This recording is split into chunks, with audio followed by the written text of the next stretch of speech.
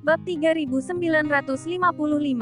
Begitu kata-kata itu keluar, ada sosok yang berdiri di atas kepala Void God. Orang ini mengenakan armor Void God yang lebih canggih. Ada kristal merah yang paling mencolok dan bersinar di dadanya. Dan di dada armor dewa palsunya, ada total 5 kristal merah. 2 kristal merah dapat berisi kekuatan abadi dari langkah keempat atau bahkan kelima.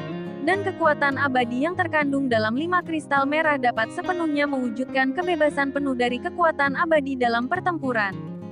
Setidaknya tidak akan ada penurunan kekuatan tempur karena kekuatan abadi yang tidak mencukupi. Selain itu, ada nomor 11 yang mencolok di lengannya.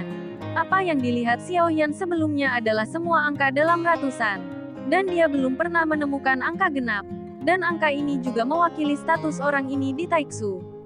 Setidaknya di alam Suanyin, di antara semua Taiksu, dia juga harus menjadi salah satu dari penyatuan besar. Dan orang ini tidak mengenakan pelindung wajah, dan dia ramping, dengan rambut merah tua yang panjang, dan fitur wajahnya tampak memancarkan ketajaman. Komandan Suchang memiliki perintah untuk memusnahkan mereka semua. Setiap orang dapat mulai membunuh kali ini. Pria Taiksu dengan nilai 11 di lengannya segera memberikan pandangan yang dalam suara. Begitu suara itu turun, sosok perkasa di punggung ratusan dewa Taiksu langsung membubung ke langit. Dengan formasi seperti itu, tidak akan ada titik balik situasi. Ratusan ribu orang di Hunting God Palace menderita banyak korban dalam konfrontasi dengan puluhan ribu orang di Taiksu. Semua orang di Taiksu memiliki aliran persediaan yang stabil. Oleh karena itu, kesulitan membunuh orang Taiksu akan meningkat secara, dan semakin lama waktunya, semakin banyak korban yang akan jatuh. Melihat pemandangan ini, Zuchi juga merasakan jantungnya berdegup kencang. Sudah berakhir, gumam Zuchi dengan suara rendah. Melihat pemandangan ini, dia tidak bisa lagi melihat harapan untuk menang. Zuchi memperhatikan saat dia masih berdiri di atas 4 dewa Taiksu yang dikendalikan oleh Xiaoyan di belakang. Di antaranya dewa Taiksu tempat permaisuri berada. Dia masih berdiri tegak dan anggun. Dan sepertinya dia tidak berniat untuk melakukannya. Permaisuri, situasi hari ini adalah jalan buntu. Mari mundur. Zuchi mengepalkan tinjunya. Dia tahu bahwa istana Dewa Pemburu tidak mungkin mundur sepenuhnya. Tetapi dalam situasi saat ini, sebanyak yang bisa dipertahankan, itu lebih baik daripada memusnahkan seluruh pasukan. Menghadapi permohonan Zuchi, permaisuri tidak memperhatikannya. Tetapi matanya yang indah tetap berada di tubuh Xiaoyan sepanjang waktu. Dan dia tidak tahu apa yang dia pikirkan di dalam hatinya. Ada puluhan ribu sosok yang bangkit dari punggung ratusan dewa Taiksu. Meski jumlahnya tidak terlalu banyak. Namun, tampaknya apa yang dilakukan Taiksu bukanlah taktik populasi. Mereka tidak membutuhkan terlalu banyak orang. Tetapi lebih banyak pusat kekuatan elit. Fakta telah membuktikan bahwa taktik semacam itu setidaknya ada di alam Suanyin. Dan bahkan istana Dewa Pemburu, yang memiliki ratusan ribu pasukan, kini menghadapi krisis dimusnahkan oleh mereka. Baju besi dewa palsu terlalu kuat, tetapi jelas tidak mudah untuk membuatnya. Jadi Xiaoyan berpikir bahwa Taiksu bukan karena jumlah orang yang sedikit, tetapi karena hanya ada begitu banyak baju besi dewa palsu. Justru karena ini setelah dia memusnahkan orang-orang Taiksu sebelumnya, dia menarik lebih banyak Taiksu untuk datang. Tetapi mereka masih mengejarnya setelah mereka jatuh, yang berarti mereka lebih peduli tentang baju besi Void God. Dan mengetahui bahwa armor dewa palsu hanya dapat digunakan oleh orang Taiksu mereka, sehingga kemungkinan untuk memulihkannya relatif tinggi. Sampai saya bertemu Xiaoyan, itu jelas tidak terlalu kosong. Dia adalah orang Taiksu. Tapi dia bisa menggunakan armor dewa palsu, yang telah menarik perhatian datong asli Taiksu. Dan pria Taiksu dengan nilai 11 di lengannya, sudah memicu semburan ledakan sonik dari kehampaan di ujung, dan langsung menuju Xiaoyan. Puluhan ribu orang di seluruh Taiksu menjarah, yang membuat ratusan ribu orang yang bertarung di istana dewa berburu terkesiap. Sepertinya mereka tidak memiliki kesempatan untuk memenangkan pertempuran ini saat ini.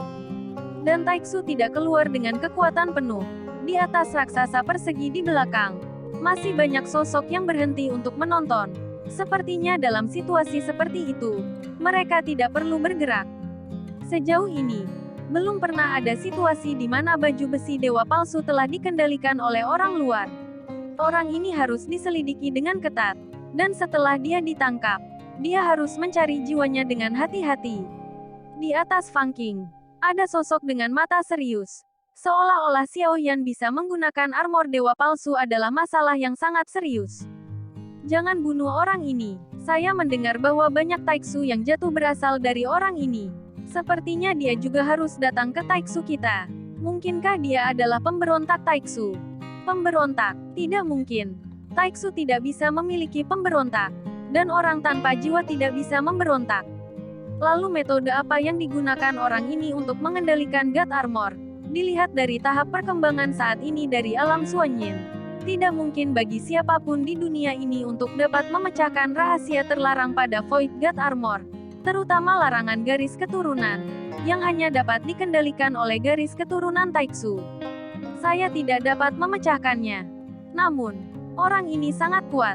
Saya tidak pernah memiliki seseorang dengan kekuatan seperti itu di taiksu. Jadi siapa dia? Nilai 11 mendekati Xiao Yan dengan kecepatan yang sangat cepat, dan langsung menyerang Xiao Yan.